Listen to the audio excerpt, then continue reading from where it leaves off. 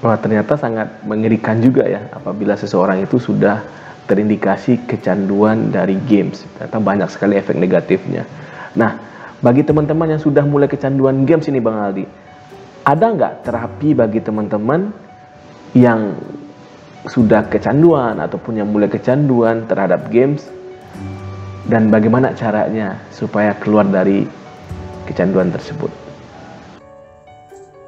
Gimana caranya biar nggak kecanduan dengan games? Ya sebenarnya banyak kegiatan-kegiatan positif lain daripada hanya sekedar main games ya.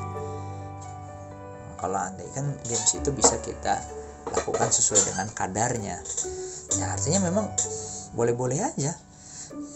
Cuma memang butuh kita yang namanya komitmen. Apa? Pertama adalah kelola waktu.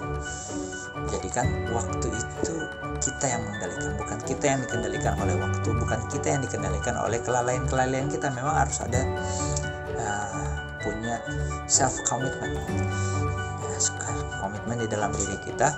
Artinya masing-masing diri kita ini kan punya bagian-bagian, punya peran-peran masing-masing. Itu aja teman-teman ya.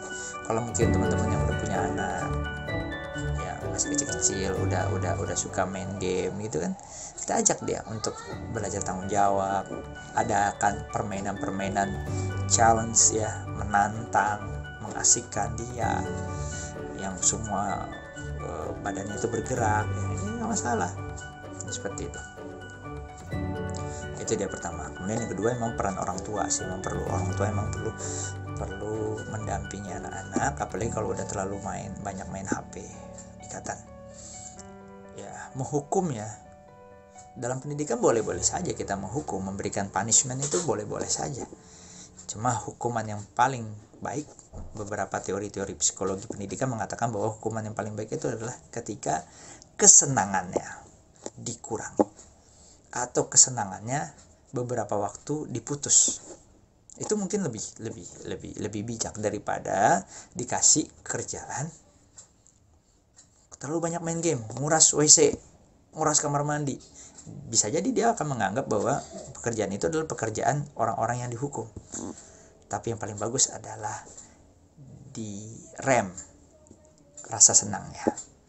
Misalnya pakai HP, fasilitasnya itu dikurangin, main HP-nya, jatah jamnya itu dikurangin, atau mungkin paket datanya dipotong. Itu hal-hal yang sangat bagus.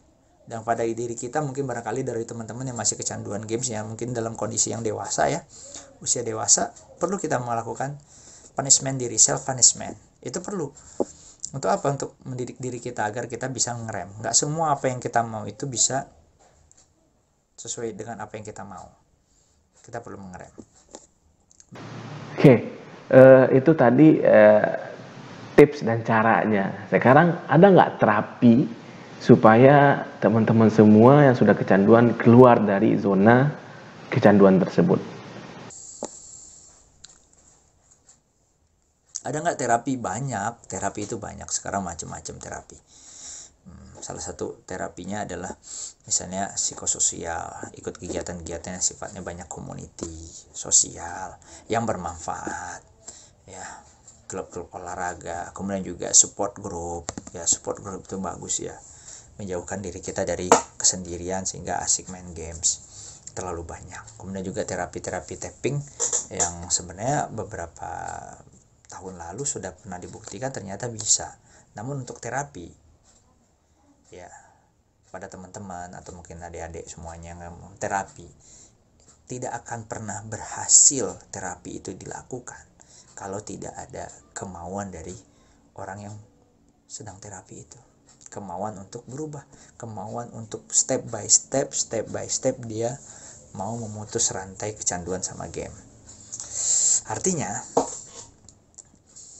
yang paling bagus adalah self terapi ya, terapi diri. Untuk apa sih tujuan hidup di dunia ini? Ngapain sih? Kira-kira saya udah memberikan kebaikan buat orang lain. Ada orang yang menganggap diri dia seperti merdeka, pengennya bebas, gak mau dijajah, gak mau terikat. Tapi sebenarnya dia sedang terikat dan sedang dijajah oleh nafsu dia sendiri. Hati-hati itu. Oke. Apakah dengan terapi itu bisa membuat kita kecanduan itu bisa keluar? Tentu butuh intens. Ya, butuh intens dan juga kemauan kuat. Dan ingat, ketika masa terapi itu usahakan seseorang yang mengalami kecanduan. Ada satu PR yang luar biasa, tantangan banget ya, challenge banget ya, yaitu menjauhi dari sumber pemicu dia candu. Kalau untuk terapi, jauhin. Tapi kalau bisa habis terapi nih, udah terapi di ruang praktek, tapi ketika di rumah ada lagi medianya, ya udah, mentah lagi, tapi dijauhi. Kalaupun iya dia masih pakai, tapi dengan kadar tertentu yang sudah ditakar. Ya, oke. Selanjutnya adalah butuh kemauan tadi ya, udah. Habis itu terapi ini macam-macam ya, mulai dari terapi emosional terapi, bisa ambil nafas lebih dalam,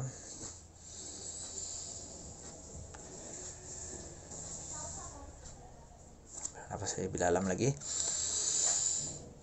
tahan, lepaskan. Habis itu melakukan self hypnosis ya, di dalam suatu kondisi yang sangat tenang. Wahai diri, katakan itu, terima kasih engkau sudah mulai menyadari betapa tersiksanya aku karena keasikan main game. Sadari itu. Ajari inner child atau kondisi kejiwaan anak kecil yang dalam diri kita itu untuk merenung. Kemudian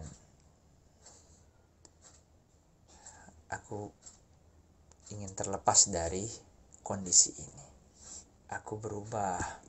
Katakan itu. Tapi memang butuh terapi, nanti kita akan siapkan mungkin sesi khusus ya. Tapi minimal mudah-mudahan terapinya adalah terapi yang sifatnya ringan, namun ada self commitment. Ya.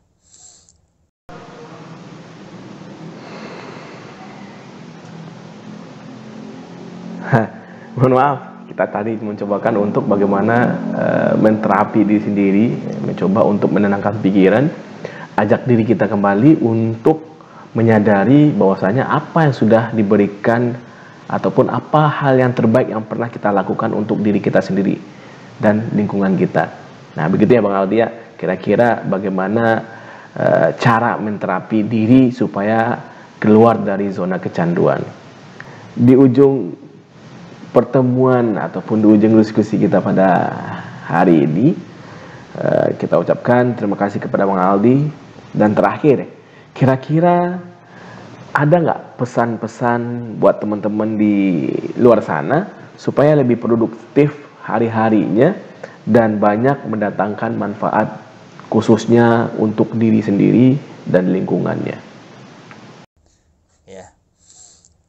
Oke. Alhamdulillah, sama-sama. Juga terima kasih kepada teman-teman semuanya udah bisa berbagi. Mudah-mudahan hari-hari kita bisa jauh lebih produktif lagi dengan hal-hal yang bermanfaat. Ya, bagi para gamers bukan berarti jelek. Sebenarnya orang gamers ini pinter-pinter, secara linguistik juga bagus-bagus. Cuma bagaimana mengarahkannya agar tidak terlena dengan hal-hal yang sifatnya membuat kita semakin lalai dan tidak produktif.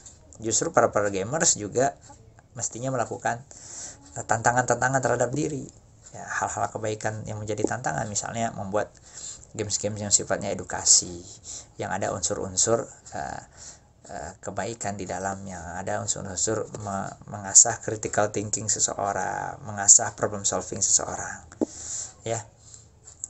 Artinya memang kita tempatkan diri kita dengan baik, lebih produktif lagi, apapun itu tentunya juga dengan passion dari teman-teman semuanya. Itu aja semuanya. Oke, selamat berbagi. Mudah-mudahan kita bisa berbagi dengan teman-teman kita dalam video ini. Itu saja mungkin. Assalamualaikum warahmatullahi wabarakatuh.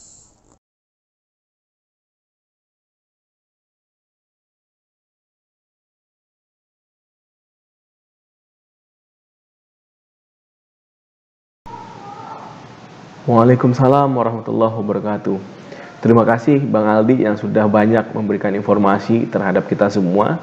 Semoga sahabat-sahabat di luar sana bisa mengimplementasikan pengetahuan ataupun tips-tips agar keluar dari zona kecanduan dalam bermain games. Dan bagi sahabat semuanya, demikian dulu diskusi kita. Semoga hari-hari kita dapat diisi dengan hal-hal yang lebih bermanfaat. Tunggu topik selanjutnya. Saya sudahi dengan wabillahi taufiq wal hidayah. Wassalamualaikum warahmatullahi wabarakatuh.